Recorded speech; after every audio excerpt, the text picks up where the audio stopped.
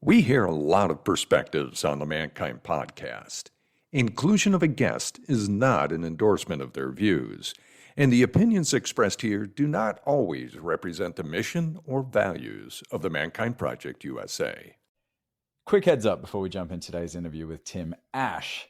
If you have little ones in the background and you're driving in the car or playing this on your Amazon Echo in the kitchen, there are a couple four-letter words that come out in this episode. So you have been warned. All right, if you continue to play this and you have little ones around, hey, the implications of that are on you. And also, in a conversation talking about evolutionary psychology, it speaks in very broad and very basic terms, right? This conversation talks about men and women. Men want, women want, men want to avoid, women try to avoid, right? So a lot of broad stroking here, especially when you're talking about evolutionary psychology. So recognize the premise of this conversation is talking about the differences for men and women in dating. And just know that, of course, there are nuances to a lot of things. But as far as this conversation is concerned and the way that Tim communicates these points, which of course are backed up by his own research and data with his co-author, is that it may not sound the way you like it to sound, but just be open to recognizing and understanding how certain pieces of this conversation may very well be true for you. A lot of it was very much true for me in my story and reflecting back on my life in dating and in relationship. So there you go. All right, we don't do a lot of prefacing here. I talk about in the interview how my brain breaks a little bit with how quickly we move through things and talking broadly about men and women. But that made it also a really fun interview for me. And I hope it is for you. And there's a lot to gain from this. So enjoy this interview with author Tim Ash.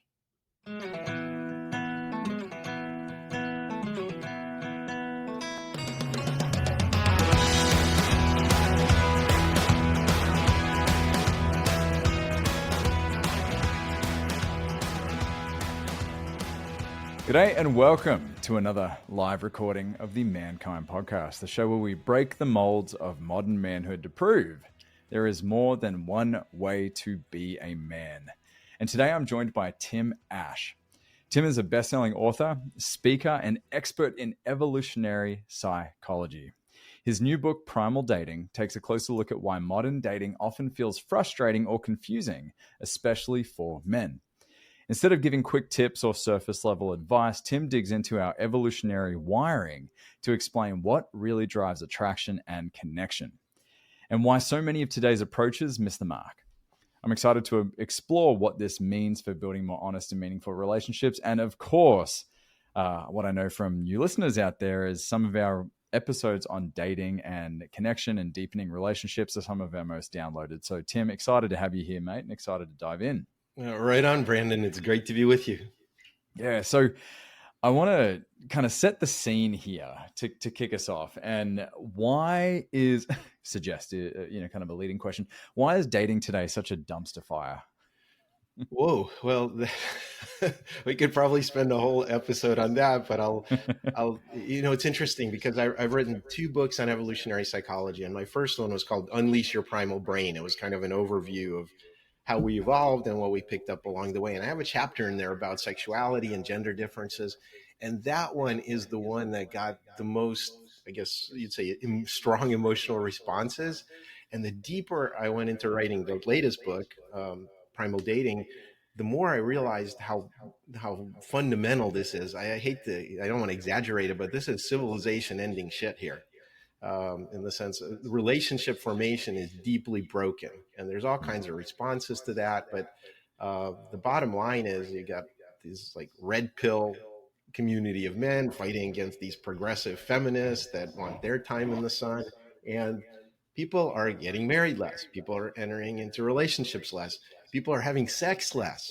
Like, this is the most fundamental drive on earth, right? Life wants to reproduce. That doesn't happen without sex. So here's a stat for you. You're a bit younger than me. Let's charitably say that.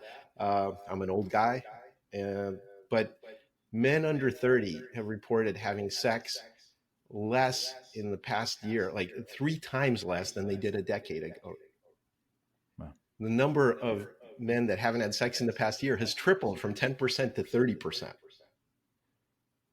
that's a really, really high number, and shows that there's something, fundamentally imbalanced. And we have all kinds of cultural reasons to explain that, like I mentioned earlier. But the bottom line is that, except for the top guys, what we refer to as the chads in the dating marketplace, the top 5, 10% guys, everybody else is really, really frustrated. Women are frustrated, especially highly educated women. And most men who would have been good matches historically and evolutionarily in the past are now effectively invisible. So that sets up a lot of, civilizational and cultural issues. And we've only had a generation or two to adapt to it. Right. And what would you say have been the leading causes of how we've gotten here with modern dating and why it's so Mm. difficult? Yeah, well, I think there are three main strands. One is basically our ignorance of how we got here, literally the evolutionary psychology and the biology of it, and what we're like as a species and like as men and women.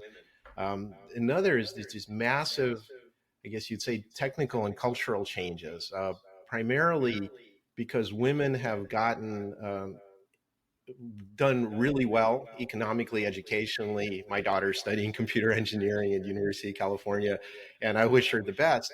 But 60% of women are getting 60-40 women getting college degrees compared to men. In large metros, women are out earning men until they choose to have a child. So that's all great, down with the patriarchy and all that. But the women have evolved to have hypergamy. They're really risk averse. They want to place one big bet on a guy that can long term provision for them. So they're looking for their single best option. And guess what? That's never going to be at the same level where they are now. They need someone that can upgrade their life. So what you find is these women that are doing financially and socially better, they are still looking for a guy who's doing even better than them.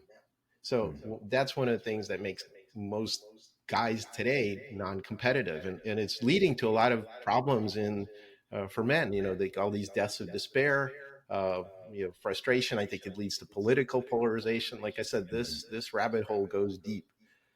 Then you pile on top of that online dating, which is how most people meet, and then you have this really skewed marketplace there because there are twice as many guys online, right? That itself is a major imbalance. China would selectively kill off their female babies and they have more guys. Well, that caused problems a generation down the road. So twice as many guys online competing for the same women, that's a problem. And then you add to that men are the ones that always make the approach. They're the ones that decide who to approach. Well, online, that has no consequences. So men's approach behavior has been turned up to 11. And if you look at it, well, actually 111 probably on a scale of 1 to 10. So what you find is every woman is getting hundreds of people in her online inboxes and thinking she's all that in a bag of chips, when they're not. So they have an unrealistic assessment of their own self-worth.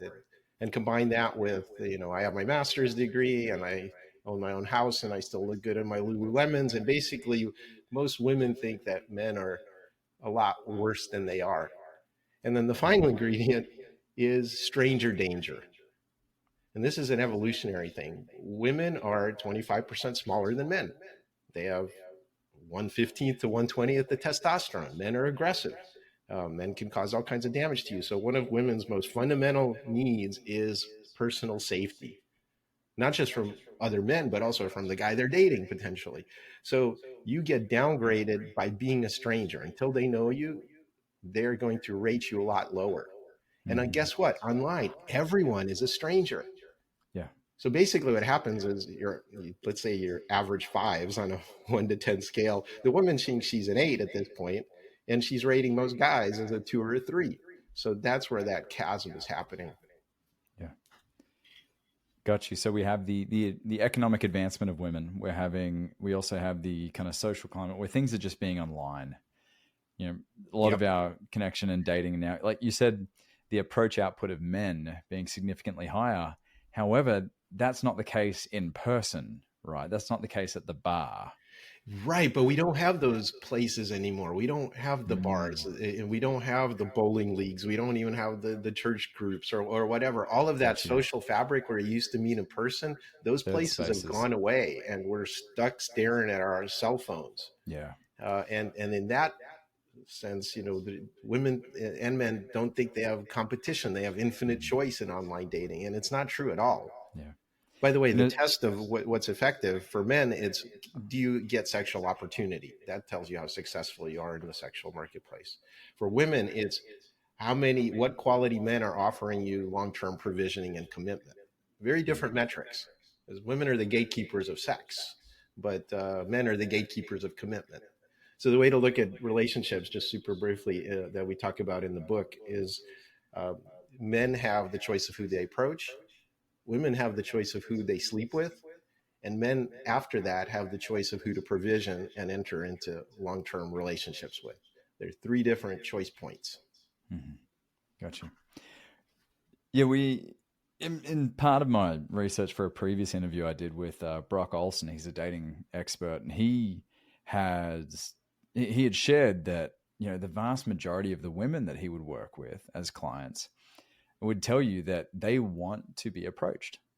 They want someone to come up at a bar, at a third space specifically, not Uh-huh. online, but Yeah. in a social Probably setting. not in the gym when they're bending over and doing their exercises, right? Sure, Yeah. exactly. But in a place where that kind of behavior is something to be warranted, perhaps. But the overwhelming response that he hears from his male clients, especially considering the kind of post Me Too environment and where it's left us, is men are terrified of approaching Yeah, women. and rightfully so. We're living in this Me Too cancel moment reality, and I don't want to. This is my own personal belief. This is not in the book, but one of the things that we need to realize from an evolutionary perspective is that we were largely segregated in our lives. So again, we have species level dimorphism is a fancy way of saying we're different as a species, the males and females, right? So again, men are 25% larger, a lot more aggressive. And so if you're going to send out a hunting party, who's that going to involve? Probably your strongest people because you want to bring back food. So traditionally, again, that simple cartoon of men hunt, women gather and take care of the babies and move a lot more slowly. Well, that's reality because we have the most helpless babies on the planet. It takes 25% years for our brains to mature fully, right? So when you look at it that way, the men went off and did something for days at a time. The women were separately with the old people and the children for days at a time. Sometimes we got together, we feasted, we orgied, we did all kinds of things. But then we during the workday we were separated. So one of the reasons I believe personally that we have this kind of difficulty squaring the circle and navigating stuff is because men and women are together 24/7 now. You're together in the workplace, you're together at home with one person on whom you're putting all your needs, and it's just not what we were designed for. Gotcha. So the yeah, another interesting thing that came up with some of my research when we've had people come on to talk about incels, in fact, was that one of the and man, I wish I could pull up the study on this, was that an overwhelming majority of men in a red pill Reddit thread were once in a PUA, so a pickup artist Mm-hmm. group, which Yeah. was really insightful of how men are so easily sucked into this notion of, oh, if you want to increase your score, right, which is sexual, being able to succeed in finding a mate and a partner and having sex, that you need to use these tactics and these ploys and these Yeah. I'm kind of grossed approaches. out by that stuff myself. Totally, it's the Andrew Tate Yeah. approach, right? Yep. It's the flex, it's the rent the Lamborghini for a weekend and pretend like you own it after taking 200 pictures with it. It's the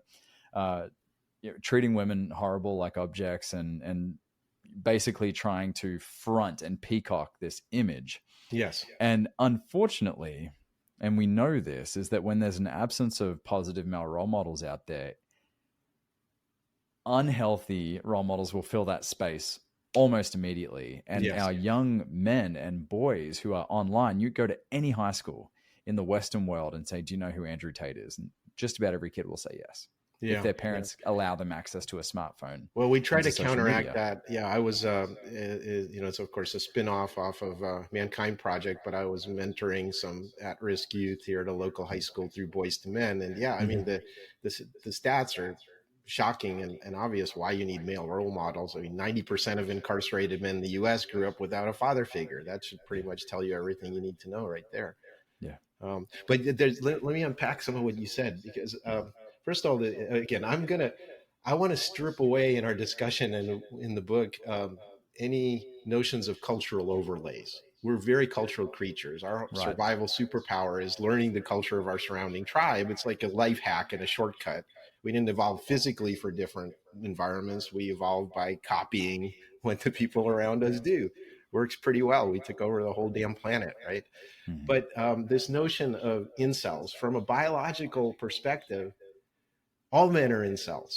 What I mean by that is, and one of the advice we give men is like, deal with it. Rejection, that's built into the system. That's natural selection at work. If you look, and this is getting a little sciencey, but if you look at mitochondrial DNA, which is passed down through the mother, okay, it's what you find compared to stuff that's passed down through the Y chromosome for men only, is that there are twice as many women in our past as men, genetically Interesting. speaking.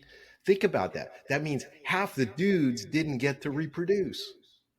It's always been competitive. That's the name of the game. So one thing is, I want to be clear. I'm not fighting any cultural wars here. There's no like red pill versus feminist stuff, because that assumes that if one side wins and the other loses. No, if one side wins, both sides lose. We evolve for complementary needs. We're very different, but they're complementary needs, and that's what we get in relationship with each other. So to talk about it like one side's going to win is just really Yeah. idiotic. It's like driving off a cliff. So Absolutely. And and that's and how then it, and that's the binary though that we're given, right? Or that our brain right. likes to sift things into, is that winners and losers, good and bad, right and wrong. Uh, Yeah, so they're and bad. The women are acting this way, so I'm going to get one up on them and learn these pickup tricks. And yeah. bingo, bingo. And so for contents for those listening who don't know what incel means, it means involuntarily celibate. Yeah, and like I said, all men are. We Yeah. grow through rejection. That's not a bug in the system. That's a feature. So the way to think about it, let me just kind of make this broad point. If you look at men and women on average, and I'm using big air quotes on that, you get a bell curves, right? And they have Mhm. the center point, the highest peak, on average, pretty much the same for men and women across most dimensions. Very little difference, um, except for threat response. What's called neuroticism in the ocean model. Women are, of course, more threat tuned because they have to take care of helpless babies and defend themselves against strong men potentially, right? So other than that, and agreeableness, they're higher in agreeableness again because they have to raise babies and not want to just like punt them the first time they cry Mhm. or something. But if you look at it broadly, the means are about the same on almost all behavioral dimensions. The difference is the spread, the shape of that bell curve. Women tend to cluster. They have a tighter need to be together in the same kind of way of acting, let's put it. Whereas men, we're designed to compete to be that best option for him, that single best option for women, which means we're risk takers. So basically, that aggression, that testosterone is a measure of risk. And so men's bell curves on all dimensions are much flatter and wider. What that means is we have a lot more risk takers and a lot more cowards. That means we have a lot more geniuses and a lot more idiots. I mean, this is provable. Okay. Mhm. And so women designed us through natural selection to be risk takers. And so that's never going to change. That's the fundamental thing to understand about men and women. Women are kind of looking for their single best safe option, and men are looking to perform. And so the red pill guys are right on half of it. But if you want, we can talk about the different ways that women actually select men. Um, Yeah, and I want to get there, even if it's not now, but definitely at some point in this conversation. I think it's the framing in which you're talking is talking about primal, right? You know, the framing is primal as to evolutionarily, this is how we have come to here, right? yeah, There are certain things that don't change, right? Of course, there are men that choose in life, or maybe are more naturally oriented towards more feminine characteristics. And again, masculinity and femininity, we speak about this a lot on the show. We have access to all of it. However, we have natural attunements, generally speaking, based on our sex. So much of our discussion here, I want it just to be clear to the audience, that's the framing and how we're talking about Yeah, this. the It's not to prism we're say, looking at it is evolutionary psychology and how we evolved and what bingo, environment we evolved for. Absolutely. bingo, That's the whole yes. premise of it. I mean, there's some things that we share with the earliest life on Earth, like insects, and other things we share with mammals or other great apes. And then there's things that the last 300,000 years of our evolution that make us distinctly and bizarrely human. Mm-hmm. Yeah, absolutely.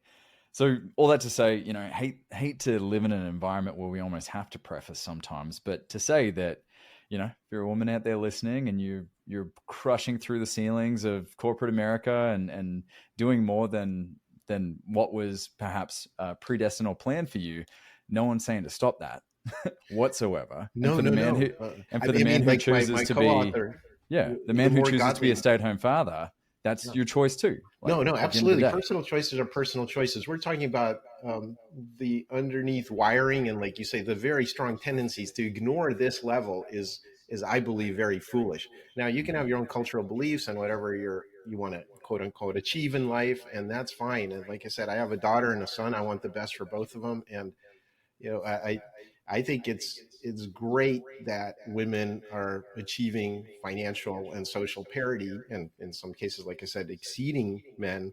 But up with women doesn't mean down with men. Like I said, Yeah. there, if that's the approach, we're going to have even more severe crises coming up headed our way. Yeah, it's not a zero-sum game. No, And the whole point is we evolve for complementary needs. And one of the biggest problems when you talk to people who are quote unquote dating coaches or matchmakers is that they think of dating as like this optional cherry on the Sunday thing.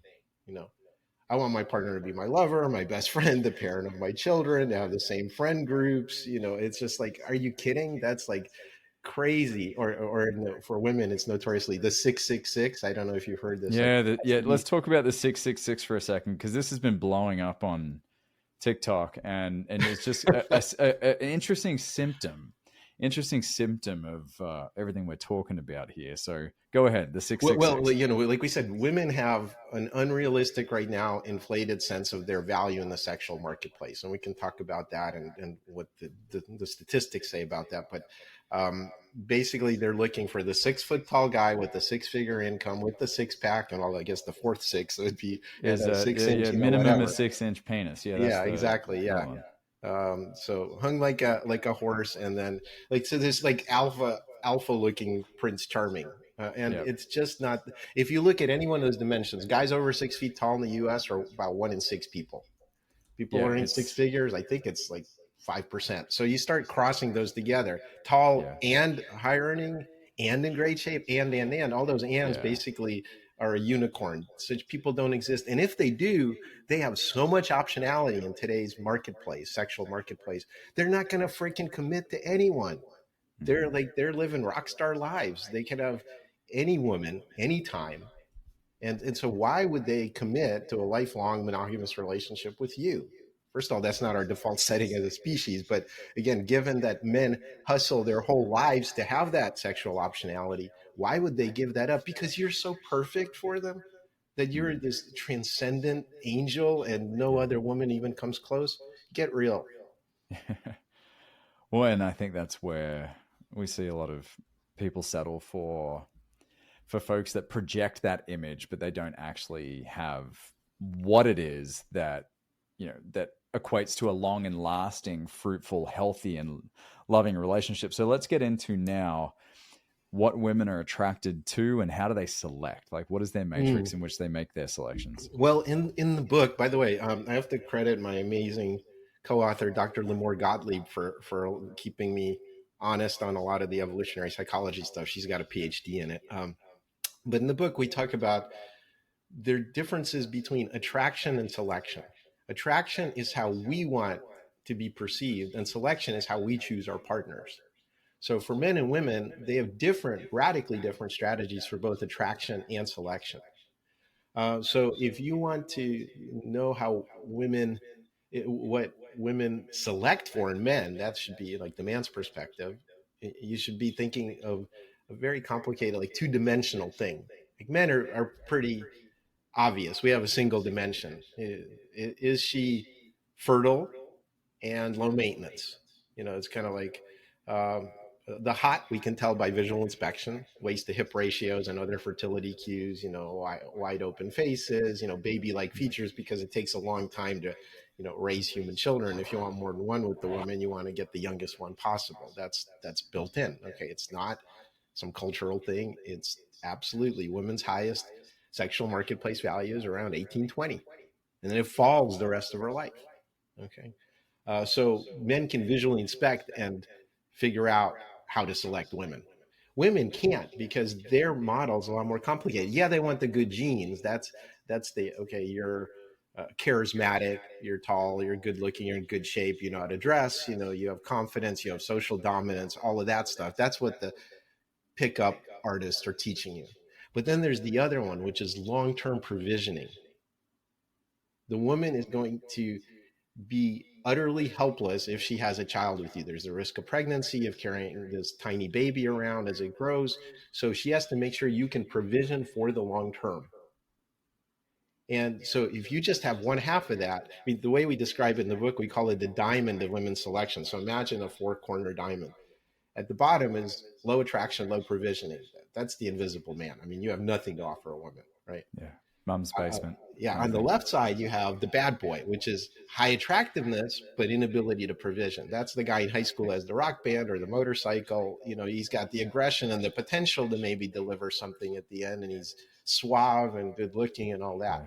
Yeah. But he peaked at 18. Sorry. Yeah. Maybe, but or those guys that are, trying to, flash, like you say, the rent the Lamborghini for the weekend kind of thing.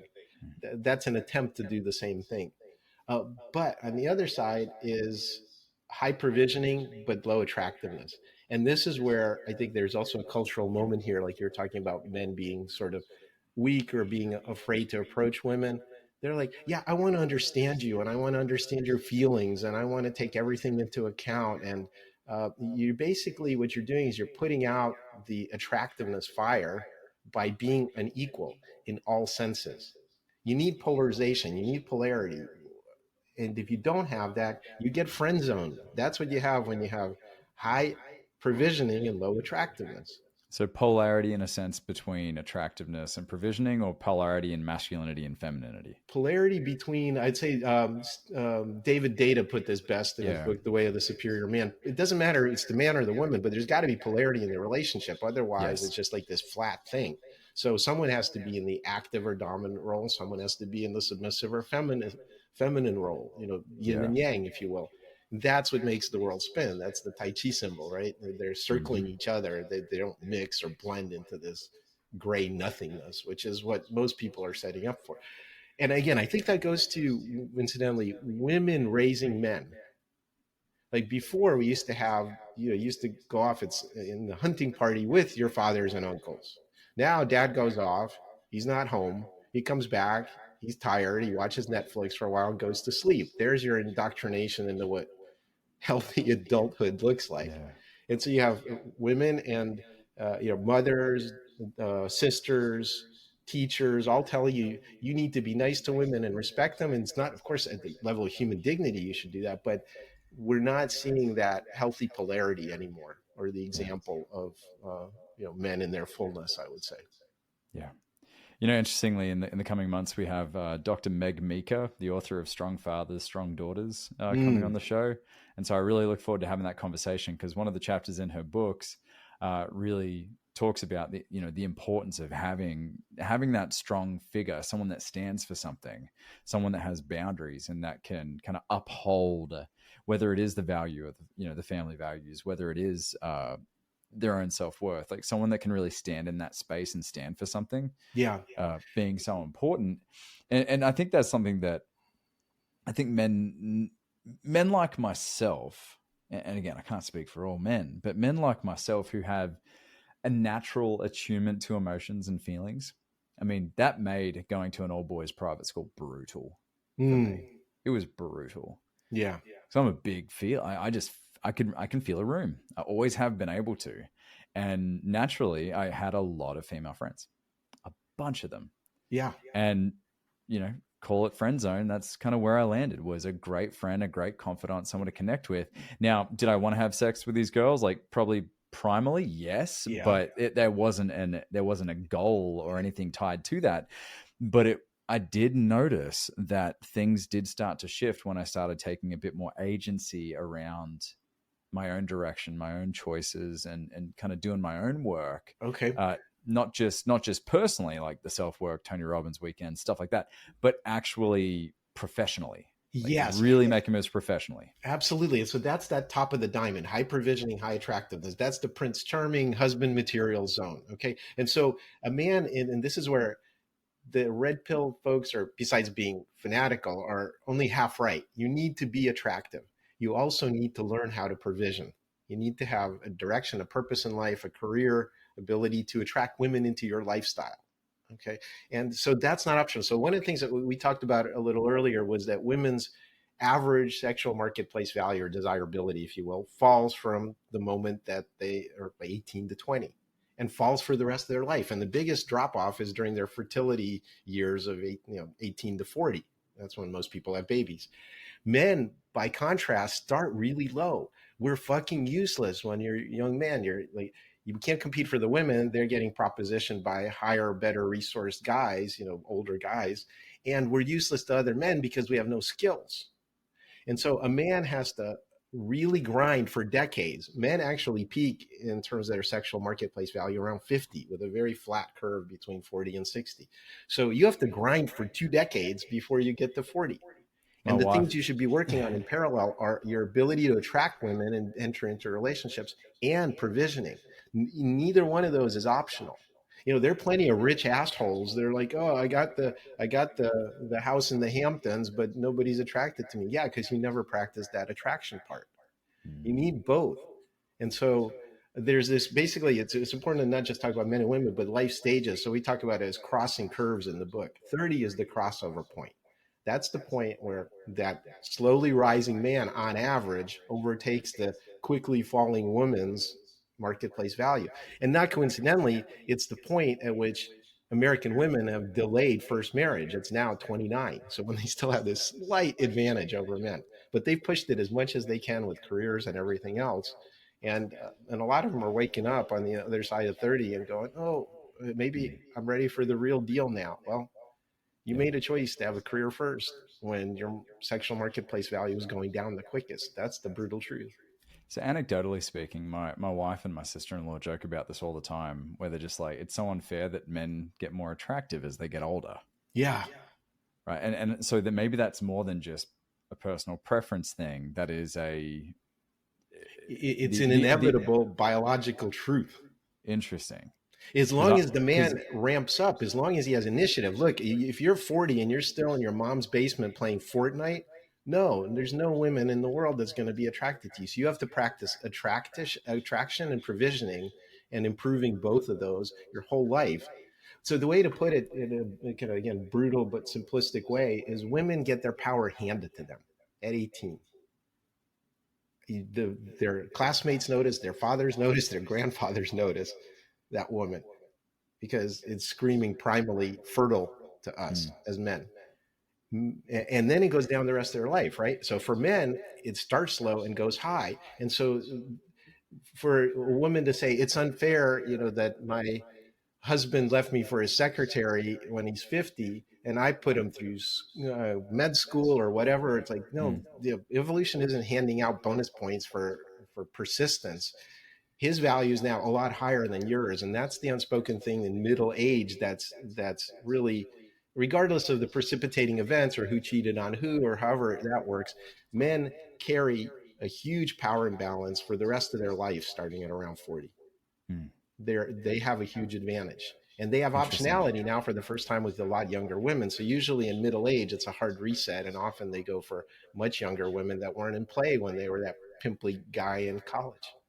See, this confirms one of my suspicions, which I've generally known to be true, is that my wife took the biggest gamble on me when we got together, because I was living in a van with my dog and negative $500 in the bank account. So my provisioning score was 0, but I was ripped with long hair and I was adventurous. So I guess I scored a little bit higher in in the Yeah, adventure stage, and then we got settled, and the dad bod kicked in, and the parenthood kicked in. I wake up yeah, every yeah, day, yeah. and I have a new line next to my eye, and Oh, just one, lucky you. Yeah. No, no, but it's, by the way, so that bad boy thing isn't necessarily, it's okay when you're younger. What it shows is like I have the aggression and the social dominance and the initiative to become a man of worth in the future. And one of the strategies that we give men, by the way, in the book, we have separate guides for men and women, both for insight strategies and tactics for dating. But 90% of the book is for relationships and understanding each other better, not necessarily for active dating anyway. But one of the strategies that we tell women is bet on the rise, not the prize. bet Like on the if all the rise. women are lining up in the winner circle to fuck the winners, you're too late. You're going to have massive competition there. So pick the guy who And they're is all going to be showing. your dad's friends, if Yeah. that's how it goes. Yeah. Yeah, but you have to see the guy with, like, the diamond in the rough, the one that has initiative and is working on himself, and it's basically a man's only going to get better if he has that initiative. Right. So the smart woman's going to lock it down as early as possible with a man who's on the rise. Got And you. again, I would give very asymmetric advice to my daughter and my son. For my daughter, it would be lock in your best relationship possibility early. You can have a career later. You can't do it the other way around. A lot of women are getting really pissed off around in late 30s and up because they had the career and now they're ready for the real thing, and all, but no one's throwing offers of commitment at them. Right. And Interesting. for men, it'd be the opposite. Wait, you're going to have a lot of failures, a lot of smashing your face against a lot of closed doors for decades. I mean, for me, it switched when I was in my early 30s. I started salsa dancing, and that's how I met my wife a few years later. That's like, but it was also because my company was building and I had self confidence, and those things come naturally through competence. They don't happen because of these pickup tricks or red pill Got you. stuff. Yeah, yeah. Through competence. All right. So let's Yeah. let's start talking about in that diamond, right? Yeah. Raising into both attraction and provision. Okay. So, and I'll frame it this way because I want to look at both. Some folks hit the genetic lottery. That's just Yeah. how it works, right? Deal with it. The Kudos. Your Calvin parents, Klein underwear models, I yeah, call it. your parents look like that, and they spat out you, and you look like you, right? Yeah. Wherever you land on the attraction scale, based on, and they've researched this, right? How far your eyes are apart, Yeah. all these things. What can someone do to increase their attractiveness to women? Oh, I mean, there are actually some very simple things these days because it's mediated through online primarily. Appearance takes an outsized role. It's extra Mhm. important. So I'm just amazed that we've interviewed lots of women for this book, and all of them are saying just like, dude, brush your teeth, shine your shoes, use some deodorant. I mean, it's like basic stuff like that. Apparently, men haven't gotten the memo. So Mhm. think about your clothing style. Whatever it is, it could be funky, it could be ripped jeans, or you Yeah. know, Does it uh, fit? Right. Is well, it? fit doesn't hurt, but don't spend all your time in the gym. That's a lot of young guys. That's all they have to offer. So Yeah. they pump up their testosterone and Mhm. eat lots of protein and go lift Yeah. heavy weights. But that's not going to be enough. The most important thing is confidence. That shows. So the way to think about it, again, like borrowing from David Data, there's always going to be kind of somebody who's more attractive in the relationship. And so here's the way to think about it. If a woman smells stink or need on you, they've been tuned to know that. If you're a supplicant to get sexual with them, they can sense that, and they're batting those men away. But if you flip the script and there is that kind of like, hey, I'm just auditioning you, I'm playing with this is fun, this is not something I desperately need, then all of a sudden they're like, huh, this is a little unusual. This guy isn't like, you know, uh, trying to get me in bed. Right. Yeah, exactly. So So I they're think not that attached to sense the of play. outcome. Yeah, we're putting in the early steps to see if this is a worthwhile engagement, whether we want to continue, but there is no attachment to outcome. Yeah, There's no, I'm but trying to. also I'm auditioning you for a role in my life. Yeah, It's well, I like mean, and if you're looking at it from the lens of each person, right? They both have that need to have exactly that that's what sense. makes it a marketplace. Both people need to say you're a good fit for me, right? Gotcha. But men forget that, and we put women on a pedestal. And And we again, try and this is change not, ourselves. Try and change ourselves to fit whatever image we think they want, yeah, which is as every opposed to guy just out being there. ourselves. Yeah. Everybody's chasing them. So but think about it just psychologically. By putting someone on a pedestal, where are you relative to them? Oh, beneath them. Yeah. Beneath them. And so women, again, they're designed by evolution to want someone better than them in terms of provisioning. Mm-hmm. So if you're beneath them, how can you be better than them? That is the fundamental misunderstanding that many men have about how to approach relationships. Mm-hmm. So a couple of things. So to become more attractive, obviously your personal hygiene and style matter, but confidence is huge. Confidence is really massive. And shout out to Scott Galloway, who we are going to get on the show one day, Yeah. who says that, you have to be competent in something. And that tie, there's the tie between Yeah. the provisioning and the attractiveness. Competence leads to confidence. It's the only true path to confidence, I believe. Yeah. You have So to be you good can at be a something. really attractive accountant because you've put the work in to be very good at it. Right? Yes. So it's the way to think about it is it's not based on some quicksand or a swamp. You can provide something that gives you the competence, and that gives you the confidence, and that's what women are looking for. Now, another, if you want to call it trick, but it's not really a trick. Again, women are really risk averse. So, and they don't. And a man, like I said, from 100 yards away, can inspect visually whether a woman's attractive. Women can't do that. They can't say, how good of a provisioner are you? How good are you at psychologically taking care of my needs?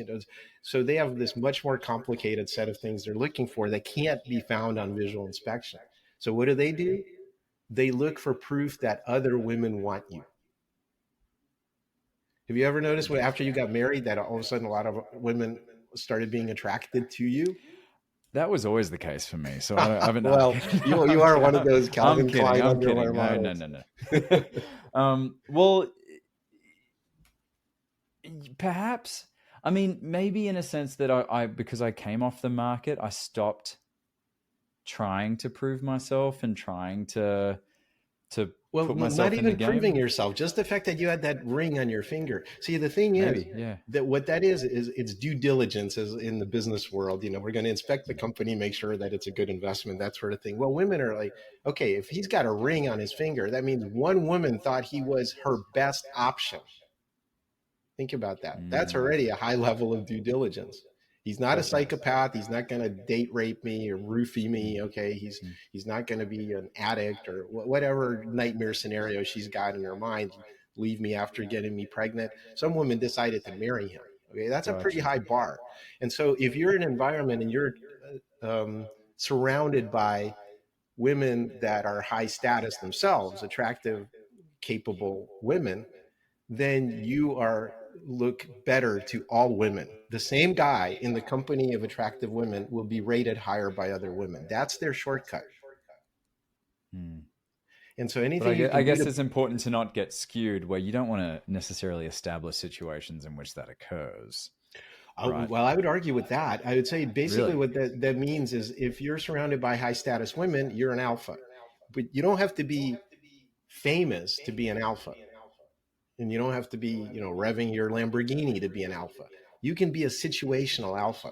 So realize that there are lots of different sexual marketplaces. There's work, there's your, church or synagogue or what have you. There's your pottery class. There's your meetup hiking group. Third right? Spaces. Yeah, but what I'm saying, in whatever environment you're in, be the alpha in that. You can be a situational alpha. See, this breaks my brain, Tim, because the whole thing, like being alpha, just like I'm so turned off by the language, and I'll call it out for what it is. Yeah. Just the language, because of the climate we've existed in with the Andrew Tates and with these alpha bros out there. So I'm intentionally reminding myself and perhaps reminding the listeners, we're talking primally here. We're talking. Well, and I don't mean that cartoon version, not the pumped up steroid taking, sports car driving, fuck 3 models every night on my yacht kind of guy. Okay, that's not what I'm talking about. The point is, women are looking for social dominance and leadership abilities and competence, the ability to effectively have agency in the world. They're looking for initiative. And so that, again, that could literally be in your book club, in your hiking meetup group. Yeah. You're at the wedding, you're the guy that decides to make a toast. You don't Yeah. shrink back from life. That's my point. It doesn't mean you have to be this hyper aggressive asshole. That's not my definition of an alpha. Gotcha. But the point is, you don't have to be world famous. You don't have to be a rock star or an NBA MVP. You can be situationally at the top of the social hierarchy. So pick situations where the people you want are, and just get locally famous, if you will, or noticed in those. That's the strategy. It doesn't mean you have to turn into some kind of, uh, Yeah. like I said, some incredible Hulk figure. Yeah. The fun thing about this conversation for me, Tim, is the the stripped back simplicity of it, because I've always said to Boyson, my mission for the show is to simplify manhood and masculinity, and he said we do the opposite and we complicate it. But this conversation, you're speaking very frankly, you're speaking very matter of fact. I recognize this is all coming from evolutionary psychology, and the thing that's interestingly like breaking my brain is years of having to exist in a space, and let's just call it what it is. Like the Mankind Project generally is a more progressively leaning organization, or we attract men that are generally more progressively leaning. And so when you say something like women are attracted to this because of their need for, it's just this system in my brain that's been built in that is just getting rattled and broken, not being like, oh, we have to preface this point, we have to Yeah, well, thank you for that, because I'll take that as a compliment. Look, one of the things that I mentioned earlier on is that the reason we have these problems is because we are drinking the cultural Kool-Aid. There are cultural overlays. I can call someone a gold digger. That's a pejorative term, right? And that's deprecated right now. Well, guess what? That's the oldest mating strategy ever. At the top of the market, a young woman locks down a high provisioning man. That's smart. They used to have debutante balls to introduce 16-year-olds into society for rich people. That's like how you maximize her market value. And if the man wasn't good enough, he actually pays a dowry. He does an economic transfer to the woman's family, right? That's just smart. So we have all these cultural overlays, and our goals, Limor and I want to strip away these cultural overlays and say, let's look at the tendencies. Maybe you're some wild exception to these rip currents, but swimming against a rip current is pretty hard. Yeah. So we're saying, like, do things reality based. That's what we hope to do with the book. Yeah. Strip it back, get back to basics. And for all our unique unicorns out there, I consider myself a special boy that's unique, and that these rules don't always apply to me, right?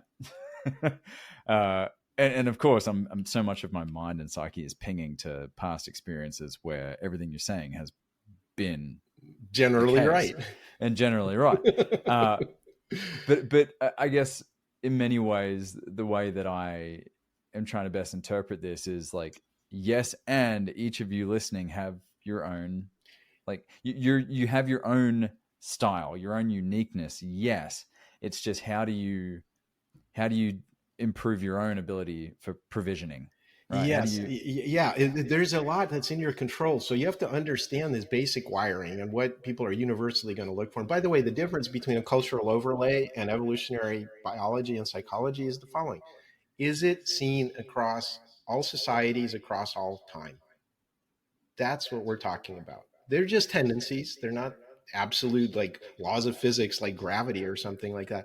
But if it's just something that you're talking about, for example, the patriarchy is evil, or virginity is something to be prized, or monogamy is the natural state of human beings, like those are cultural ideas. Okay, so because they're not prevalent across all societies, across all time. So we're just focusing on those kind of universal, really fundamental things. In fact, the biggest thing I can give you as a man, and this again helps in any relationship, is understanding women's deepest story from an evolutionary perspective. It's a 5-act play. You ready? All right. Act 1 is lock in top tier genetics. That goes into attraction, aggression, confidence, competence, all that attraction stuff. The man has to be attractive enough. Okay. Second, check for long-term provisioning potential, because again, you're going to place a giant bet on this guy. And so great genes don't mean squat if they come with instability. So she wants a provider, someone who brings safety, resources, alliances to the table. So popularity and power and being seen as a, again, not that macho alpha, but as the situational leader in your context is really important. So can he get stuff done in the world? Hmm. The third is get them hooked. This is where the exclusivity phase. If you're high value, she's not just settling for a casual fling. She wants all of your attention, your time, your resources, everything. So no side quests, no distractions. She's going to lock you in. And she's going to expect you to be exclusive also. Because any leaking of resources to other women is potentially deadly for her from an evolutionary perspective. Hmm. And this is the part that most men hate. Act 4 is stress test the relationship on an ongoing basis. Women will never stay in a relationship that's going downhill. If men are treading water or on a down escalator, that's when a woman's most likely to leave you. So they're like, do I still have your full attention? Do I still have your full provisioning? That's going to go on forever. And you can't ever fail that test if you want to stay in that relationship. And she's locked in, and if you fail, there's always somebody else. Women monkey branch. They have emotional affairs with people that are better situated than their current mate. That's the threat of more so than infidelity. men do. Sorry? More so than men do. Yes, men will look for sexual opportunism. And women look for a backup plan, a plan B in case their primary relationship fails. So there's this asymmetries and jealousy that we talk about. Is like, for a man, the worst thing you can say is like, well, I slept with some other guy. Well, that means my child might not be my child. So uncertain paternity is the man's biggest concern. You're a slut, sexual stuff. For a woman, emotional jealousy is the worst thing. It's like, oh, honey, I didn't have sex with her. Well, she wants to know if you're forming emotional bonds. That's actually more dangerous to her, right? And this, so in the same way, women want to form emotional bonds with men who are a backup plan, and they'll leave you if you're on a downhill slide. Most divorces are initiated by women, and often when men are doing worse. So you have to continue that provisioning, and that's what I mean by stress test the relationship on an ongoing basis. Gotcha. But the final act is what I call the ultimate surrender. Once you've proven yourself and women want to fully belong to you, to be positively owned. Okay, this is going to get some feminist police on my case, I think, but I don't mean but they want to be limited, oppressed, subservient, controlled, or even less than. That's not the point. They want to belong to something that's greater than them. All human beings should be treated with respect and equality, but when I say own, I mean in the sense of not being alone or astray, of belonging to a strong family or tribe, this unshakable sense of being part of something greater than themselves. Mm-hmm. And that is the best kind of relationship. If you can get to that, where there's a safe male containment, then the woman fully unfolds herself. But you have to get through the other 4 acts before you get there. So yeah, this is where I can, you mentioned David Data a couple times. For those listening, The Way of the Superior Man is, I would judge to be mandatory reading. Absolutely, agreed. If you like this show, read that book. It's brilliant. Yeah, and for me, I had to listen to it a couple times because it's a little esoteric the first time you hear it. But it begins to make a lot more sense if you've been spending any amount of time in a relationship in your life. About and he talks about that surrender is the ability to fully trust and let go that you're not going anywhere, that you will be there through the good, the bad, the ugly, and everything in between, and that you're going to step up through, when needed. And it doesn't mean you can't go into your feminine and they can go into their masculine. It's just like the link is there. Yeah. That's exactly right. So Tim, mate, the book. All right, I recognize we're coming up on time here.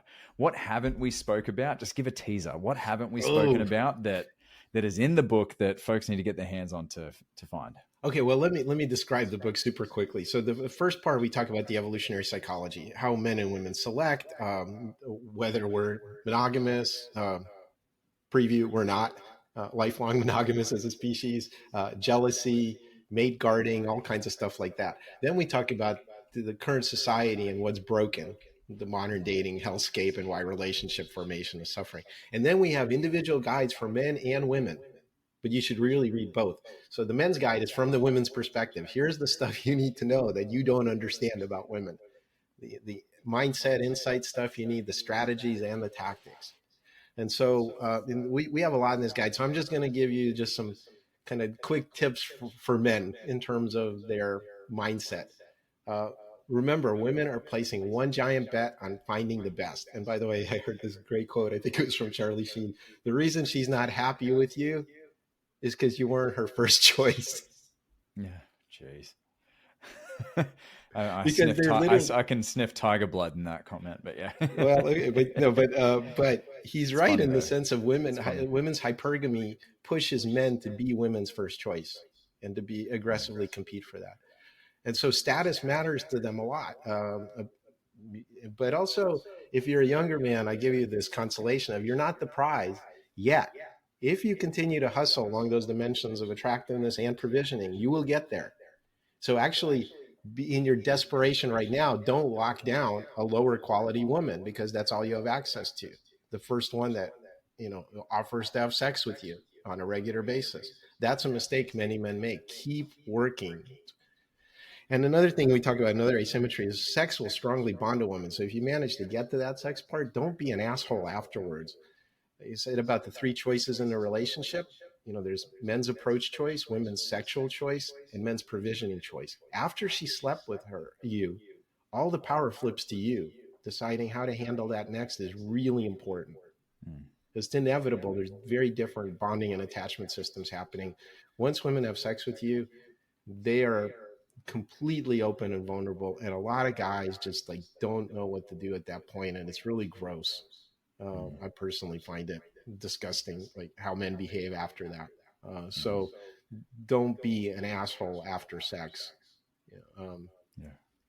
And many more tidbits as well. You can head to primaldating.com to find out more about Tim, find out more about the book, as well as the table of contents. And it's thick. I mean, I shared with Tim at the beginning, it's I use the word big, but really there's just a breadth of information and tips in there. And I love the combination of the evolutionary psychology and the cultural overlay, because it's really hard to make sense of what's up and down right now in society and in the world because of devices, because of the advancements in technology and AI and all these sorts of things that are making it even more difficult to connect as human beings with one another. And so I love this conversation because it strips it back to basics. And from those basics, we can then add our own little flair and how we show up uniquely in different ways. And whether that's our career paths, whether it's how we like to express ourselves and the things that make us unique and wonderful. So and so the hopeful takeaway from this, hopefully helpful, is that you should understand and embrace your instincts, but don't let them run your love life. Yeah, well said. Well, Tim, I'll have to say, until next time, I think it'd be fun to have you back on when the next book comes out, or maybe we can dive into each of these. Perhaps having your co-author join us and looking at these two different strategies or plays for men and women could be a fun conversation. Absolutely. Happy to do it. Yeah, beautiful, Tim. Well, mate, great, huge gratitude and thanks to you for being here and joining us for this conversation. But of course, my greatest gratitude goes to you, the listeners, who join us each and every week for this, the Mankind Podcast, the show where we break the molds of modern manhood to prove there is, in fact, more than one way to be a man outside of our primal evolutionary psychology. There you go. What do you say, Tim? Have we done that today? I think we have. Absolutely. I know we have. Lots of love. See you next week. This has been another episode of the Mankind Podcast, produced in association with the Mankind Project USA. We have been your hosts, Boyson Hodgson, and myself, Brandon Clift, and we want to thank our guests for joining us today and imparting their wisdom from their experiences in this amazing journey called life. If you want to find out more about today's guests and support them in their mission, you can find links to them in the show notes. Now, if you have found gold and insights that you believe could benefit your loved ones and those you care about, be sure to share it with them.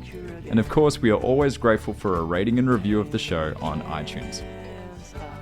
Now, above all else, we've got to thank you, the listener, because through your attention and your support, you have made it possible for us to let men all over the world know that they are not alone and that there is more than one way to be a man. And if something in this episode has touched you, then perhaps it is the call to action to get involved in men's work. With live trainings happening constantly and in-person trainings happening all over the world, the Mankind Project definitely has something for you. Now, if you've enjoyed the music in this episode and all of our episodes, be sure to check out Jim Donovan and the Sun King Warriors. I have links to them in the show notes. And lastly, just know, what it means to me to be a man is completely different than what it means for you. That is the beauty of this journey. So if you are looking for guidance, support, and community as you begin to unpack and dive deeper into your men's work journey, then you know where to find us. Same place, same time, next week. Lots of love. We'll see you then.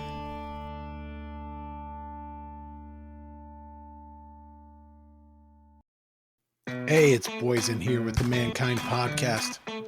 We are closing in on 100 5-star reviews of this podcast, and we have a goal. Brandon and I want to get to 250 5-star reviews. So help us out, will you? Please go to the Mankind Podcast on Apple Podcasts or Spotify and leave us a review. Thank you.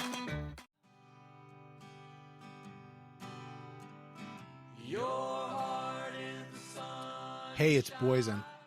On the Mankind Podcast, we've brought some incredible guests on to talk about the importance of doing the work to improve our mental and emotional health. And here's the truth. Multiple times over the last 25 years, I've had the help of one-on-one work with some amazing therapists. For me, for my wife, for both of us as adoptive parents, and for our kids. The Mankind Project and Men's Group, though awesome, are not a substitute for professional mental health support. And so I'm thrilled that the Mankind Podcast now has BetterHelp as a sponsor for the show. BetterHelp works online.